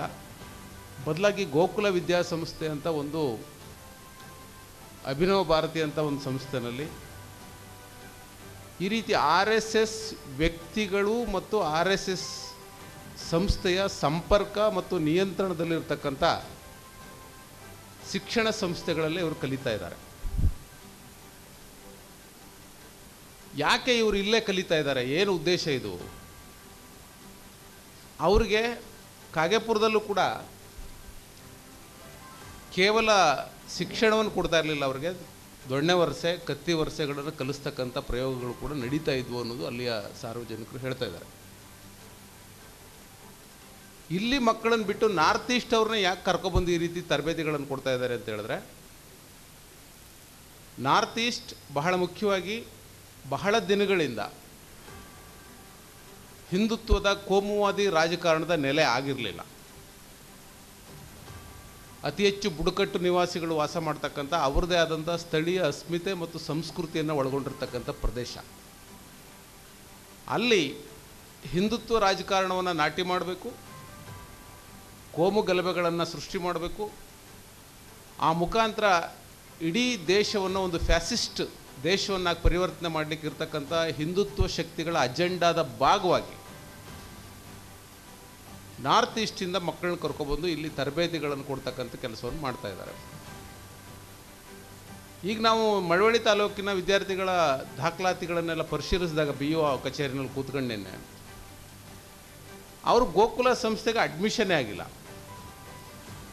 20 ಮಕ್ಕಳು ಅಡ್ಮಿಷನ್ ಆಗಿರೋದು ಕಿರ್ಗಾವಲಲ್ಲಿರ್ತಕ್ಕಂಥ ಒಂದು ಶಿಕ್ಷಣ ಸಂಸ್ಥೆಗೆ. ಅವರೇನು ಅನಾಥ ಮಕ್ಕಳಲ್ಲ, ಅವ್ರಿಗೆಲ್ರಿಗೂ ಸ್ಯಾಟ್ಸ್ ಇದೆ. ಅಂದರೆ ರಾಜ್ಯ ಸರ್ಕಾರ ನಿರ್ವಹಿಸಿರ್ತಕ್ಕಂಥ ಒಂದು ಸರ್ಕಾರಿ ದಾಖಲೆಗಳಿದ್ದಾವೆ. ಕೆಲವರು ದಾವಣಗೆರೆ ಕಡೆಯಿಂದ ಈ ಕಡೆಗೆ ಶಿಫ್ಟ್ ಆಗಿದ್ದಾರೆ, ಕೆಲವರು ನಾರ್ತ್ ಈಸ್ಟಿಂದ ಶಿಫ್ಟ್ ಆಗಿದ್ದಾರೆ. ಇದ್ರ ಬಗ್ಗೆ ಆಳವಾದಂಥ ತನಿಖೆ ಮಾಡ್ತೀವಿ ಅಂತೇಳಿ BOರವರು ಕೂಡ ಹೇಳಿದ್ದಾರೆ. ಆದರೆ ಇದು ಅಷ್ಟು ಸರಳ ಅಲ್ಲ. ಯಾಕೆ ಈ ಮಕ್ಕಳುಗಳನ್ನು ಈ ಶಿಕ್ಷಣ ಸಂಸ್ಥೆಗಳು ತಂದು ನಡೆಸ್ತಾ ಇದ್ದಾರೆ, ಇವ್ರ ಹಿಂದೆ ಇರತಕ್ಕಂಥ ಹುನ್ನಾರ ಏನು, ಅಜೆಂಡಾ ಏನು ಅನ್ನೋವಂಥದ್ದನ್ನು ರಾಜ್ಯ ಸರ್ಕಾರ ಬಯಲು ಮಾಡಬೇಕು. CPIM ಪಕ್ಷ ಇದನ್ನು ಬಯಲು ಮಾಡಬೇಕು. ತಪ್ಪಿತಸ್ಥರಿಗೆ ಕಠಿಣ ಶಿಕ್ಷೆಯನ್ನು ಕೊಡಬೇಕು ಅಂತೇಳಿ ನಾವು ಒತ್ತಾಯಿಸ್ತಾ ಇದ್ದೀವಿ. ಸುದ್ದಿಗೋಷ್ಠಿಯಲ್ಲಿ ಕಾರ್ಯದರ್ಶಿ ಮಂಡಳಿ ಸದಸ್ಯರುಗಳಾದ ಭರತ್ರಾಜ್ NL, ಸಿ ಕುಮಾರಿ, ಸುಶೀಲಾ, ಹನುಮೇಶ್ ಹಾಜರಿದ್ದರು. ಮಂಡ್ಯ ತಾಲೂಕು ದುದ್ದ ಹೋಬಳಿ ಬಿಳಗುಲಿ ಗ್ರಾಮದ ಶ್ರೀ ಬಸವೇಶ್ವರ ದೇವಸ್ಥಾನದ ಅಭಿವೃದ್ಧಿ ಸಮಿತಿಯ ಅಧ್ಯಕ್ಷರಾದ BM ಶಿವಕುಮಾರ್ ಅವರು ಇಂದು ನೂತನ ದೇವಸ್ಥಾನವನ್ನು ಹೊಸದಾಗಿ ನಿರ್ಮಿಸಲಿರುವ ದೇವಸ್ಥಾನದ ಕಲ್ಲಿನ ಕಂಬಗಳ ಕೆತ್ತನೆಯನ್ನ ವೀಕ್ಷಿಸಿ ನಂತರ ಮಾತನಾಡ್ತಾ, ಈ ದೇವಸ್ಥಾನವು ಮುಜರಾಯಿ ಇಲಾಖೆಗೆ ಒಳಪಟ್ಟಿರುತ್ತೆ. ಹೊಸದಾಗಿ ನವೀಕರಿಸಿರುವ ದೇವಸ್ಥಾನಕ್ಕೆ ಸುಮಾರು 2 ಕೋಟಿ ರೂಪಾಯಿಗಳ ಅಂದಾಜು ವೆಚ್ಚವಾಗಿರುವುದರಿಂದ ಹೆಚ್ಚಿನ ಹಣ ಬೇಕಾಗಿರುವುದರಿಂದ ಸಾರ್ವಜನಿಕರು, ಭಕ್ತಾದಿಗಳು, ಅಕ್ಕಪಕ್ಕದ ಗ್ರಾಮಸ್ಥರು ಹಾಗೂ ಈ ದೇವಸ್ಥಾನದ ಕುಲದವರು ಧನ ಸಹಾಯ ಮಾಡಿ ಹೊಸದಾಗಿ ನಿರ್ಮಿಸುತ್ತಾ ಇರುವ ಶ್ರೀ ಬಸವೇಶ್ವರ ದೇವಸ್ಥಾನಕ್ಕೆ ಅರ್ಪಿಸಿ ದೇವರ ಕೃಪೆಗೆ ಪಾತ್ರರಾಗಬೇಕಾಗಿ ಮನವಿ ಮಾಡಿದ್ದಾರೆ. ದೇವಸ್ಥಾನ ಪ್ರಗತಿಯಲ್ಲಿ ನಡೀತಾ ಇರುವುದರಿಂದ ದಯಮಾಡಿ ಭಕ್ತಾದಿಗಳು ಸಹಾಯಧನ ಮಾಡಬೇಕಾಗಿ ತಮ್ಮಲ್ಲಿ ಪ್ರಾರ್ಥಿಸುತ್ತೇವೆ. BM ಶಿವಕುಮಾರ್, ಬಿಳಗುಲಿ. ಬಸವೇಶ್ವರ ದೇವಸ್ಥಾನ ಜೀರ್ಣೋದ್ಧಾರ ನಡೀತಾ ಇರುವುದರಿಂದ ಪ್ರತಿಷ್ಠಾಪನೆಗೆ ತಾವೆಲ್ಲರೂ ದಯಮಾಡಿ ದೇವಸ್ಥಾನ ಪ್ರಗತಿಯಲ್ಲಿ ನಡೀತಾ ಇರುವುದರಿಂದ ತಾವೆಲ್ಲರೂ ದಯಮಾಡಿ ಭಕ್ತಾದಿಗಳು ಸಹಾಯಧನ ಮಾಡಬೇಕಾಗಿ ತಮ್ಮಲ್ಲಿ ವಿನಂತಿಸುತ್ತೇವೆ. ಕಾರ್ಯಾಧ್ಯಕ್ಷರು ಬಿಳಗುಲಿ, ಬಸವೇಶ್ವರ ಸಮಿತಿಯ ಅಭಿವೃದ್ಧಿ ಸಮಿತಿಯ ಅಧ್ಯಕ್ಷರು ಬಿಳಗುಲಿ, ಗ್ರಾಮಸ್ಥರು. ಈ ಸಂದರ್ಭದಲ್ಲಿ ಶ್ರೀ ಬಸವೇಶ್ವರ ದೇವಸ್ಥಾನದ ಅಭಿವೃದ್ಧಿ ಸಮಿತಿಯ ಗೌರವಾಧ್ಯಕ್ಷರಾದ ಯಜಮಾನ ಸಿದ್ದಬಸವಯ್ಯ, ಉಪಾಧ್ಯಕ್ಷರಾದ ರೇಣುಕಾನಂದ, ಕಾರ್ಯದರ್ಶಿ ಮಹದೇವ್, ಸದಸ್ಯರಾದ BB Mahesh, Shashikumar, ಯಜಮಾನರುಗಳಾದ M Mahadevaiah, BB Kumar, BM Mahadevaiah, B Puttamadaiah ಹಾಗೂ ಇತರರು ಉಪಸ್ಥಿತರಿದ್ದರು.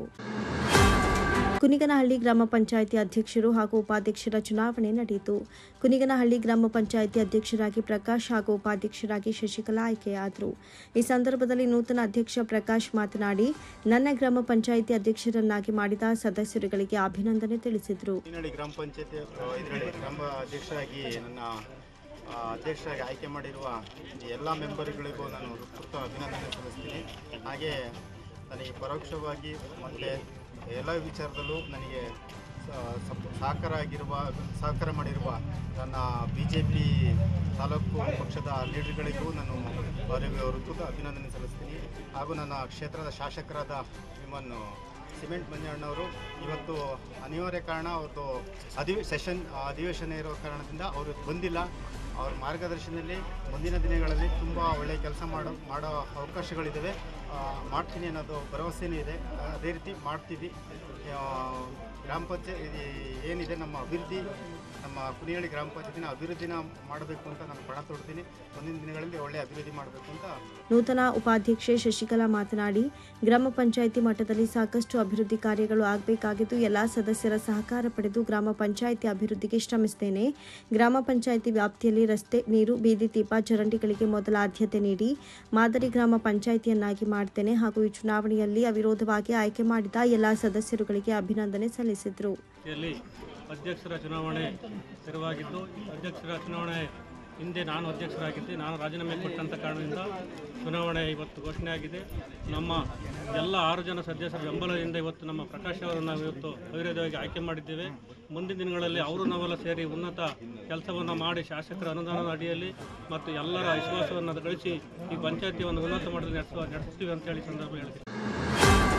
ಕೆಆರ್ಪೇಟೆ ತಾಲೂಕು ಬೂಕನಕೆರೆ ಪ್ರಾಥಮಿಕ ಕೃಷಿ ಪತ್ತಿನ ಸಹಕಾರ ಸಂಘದ ನೂತನ ಆಡಳಿತ ಮಂಡಳಿಯ ನೂತನ ಅಧ್ಯಕ್ಷರಾಗಿ ಬೆಟ್ಟದ ಹೊಸೂರು ಪ್ರಕಾಶ್ ಹಾಗೂ ನೂತನ ಉಪಾಧ್ಯಕ್ಷರಾಗಿ ಗಾಯತ್ರಿ ಶಿವಣ್ಣ ಅವರು ಅವಿರೋಧವಾಗಿ ಆಯ್ಕೆಯಾದರು. ಬೂಕನಕೆರೆ ಸೊಸೈಟಿ ನೂತನ ಆಡಳಿತ ಮಂಡಳಿಯ ಅಧ್ಯಕ್ಷ ಹಾಗೂ ಉಪಾಧ್ಯಕ್ಷ ಸ್ಥಾನಕ್ಕೆ ಇಂದು ಚುನಾವಣೆ ನಿಗದಿಯಾಗಿತ್ತು. ಅಧ್ಯಕ್ಷ ಸ್ಥಾನ ಬಯಸಿ ಪ್ರಕಾಶ್ ಹಾಗೂ ಉಪಾಧ್ಯಕ್ಷ ಸ್ಥಾನ ಬಯಸಿ ಗಾಯತ್ರಿ ಶಿವಣ್ಣ ಅವರನ್ನ ಬಿಟ್ಟರೆ ಉಳಿದ ಯಾವ ಸದಸ್ಯರು ನಾಮಪತ್ರವನ್ನ ಸಲ್ಲಿಸದ ಕಾರಣ ಅಧ್ಯಕ್ಷರಾಗಿ ಪ್ರಕಾಶ್ ಹಾಗೂ ಉಪಾಧ್ಯಕ್ಷರಾಗಿ ಗಾಯತ್ರಿ ಶಿವಣ್ಣ ಅವರು ಅವಿರೋಧವಾಗಿ ಆಯ್ಕೆಯಾಗಿದ್ದಾರೆ ಅಂತ ಚುನಾವಣಾ ಅಧಿಕಾರಿಗಳು ಘೋಷಣೆ ಮಾಡಿದರು. ನೂತನ ಅಧ್ಯಕ್ಷರು, ಉಪಾಧ್ಯಕ್ಷರನ್ನ ಸಂಘದ ನಿರ್ದೇಶಕರು, ಸೊಸೈಟಿ ವ್ಯಾಪ್ತಿಯ ಮುಖಂಡರು ಪಕ್ಷಾತೀತವಾಗಿ ಅಭಿನಂದಿಸಿದರು. ಬಳಿಕ ತಾಲೂಕು ಪಂಚಾಯತ್ ಮಾಜಿ ಸದಸ್ಯ ಹುಲ್ಲೇಗೌಡ ಮಾತನಾಡಿ, ಸಹಕಾರ ಸಂಘಗಳು ದೇಶದ ಆರ್ಥಿಕ ವ್ಯವಸ್ಥೆಯಲ್ಲಿ ಹೆಚ್ಚಿನ ಮಹತ್ವದ ಪಾತ್ರವನ್ನು ವಹಿಸುತ್ತವೆ. ಸಹಕಾರ ಸಂಘಗಳಲ್ಲಿ ರಾಜಕೀಯವನ್ನ ಬದಿಗೊತ್ತಿ ಸಂಘದ ಲಾಭವನ್ನು ದ್ವಿಗುಣಗೊಳಿಸಲು ಹೆಚ್ಚು ಒತ್ತು ನೀಡಬೇಕು. ಸಂಘದ ಅಭಿವೃದ್ಧಿಯ ದೃಷ್ಟಿಯಿಂದ ಪಕ್ಷಾತೀತವಾಗಿ ಅಧ್ಯಕ್ಷ, ಉಪಾಧ್ಯಕ್ಷ ಸ್ಥಾನಕ್ಕೆ ಅವಿರೋಧವಾಗಿ ಆಯ್ಕೆಯಾಗಲು ಸಹಕಾರ ನೀಡಿದ ಎಲ್ಲ ಪಕ್ಷದ ಮುಖಂಡರು ಹಾಗೂ ನಿರ್ದೇಶಕರಿಗೆ ಅಭಿನಂದನೆಗಳನ್ನು ಸಲ್ಲಿಸುತ್ತೇನೆ ಎಂದರು. ಪತ್ತಿನ ಸಹಕಾರದ ಸಂಘದ ಅಧ್ಯಕ್ಷರು, ಉಪಾಧ್ಯಕ್ಷರಿಗೆ ಚುನಾವಣೆ ನಡೆದಿದ್ದು ಸರಿಯಷ್ಟೇ. ಆ ಒಂದು ಸಂದರ್ಭದಲ್ಲಿ JDS BJP ಒಳಪಡಿಕೆ ಎಲೆಕ್ಷನ್ನು ನಡೆದು ನಮ್ಮ ಕ್ಯಾಂಡಿಡೇಟು ಒಂದು ಇನಾಮಿನೇಷನ್ನಾಗಿ 7 ಜನ ಎಲೆಕ್ಷನ್ನಲ್ಲಿ ಆಯ್ಕೆಯಾಗಿತ್ತು.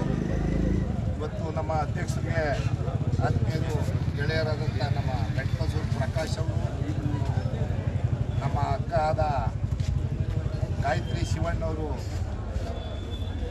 ಅರ್ಜಿ ಹಾಕಿದಂಥ ಸಂದರ್ಭದಲ್ಲಿ ಇವತ್ತು ಇನಾಮಿನೇಷನ್ ಆಗಿದ್ದಾರೆ.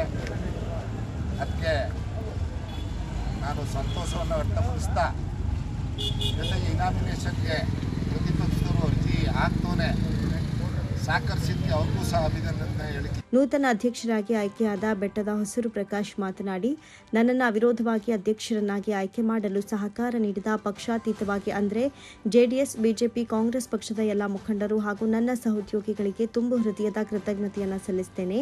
ನಾನು ಚುನಾವಣಾ ಸಂದರ್ಭದಲ್ಲಿ JDS, BJP ಬೆಂಬಲಿತ ಅಭ್ಯರ್ಥಿಯಾಗಿ ಕಣಕ್ಕಿಳಿದು ಆಯ್ಕೆಯಾಗಿದ್ದೆ.